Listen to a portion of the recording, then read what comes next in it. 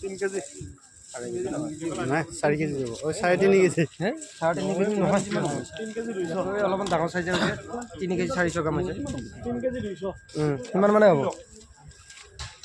খুলি ললা গইটো না লৈ না ৰব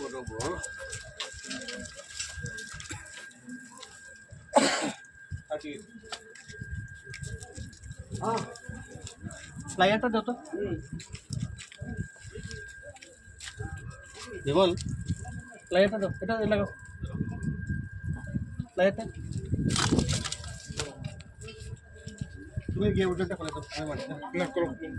এটা ওজন লাগে না এই না না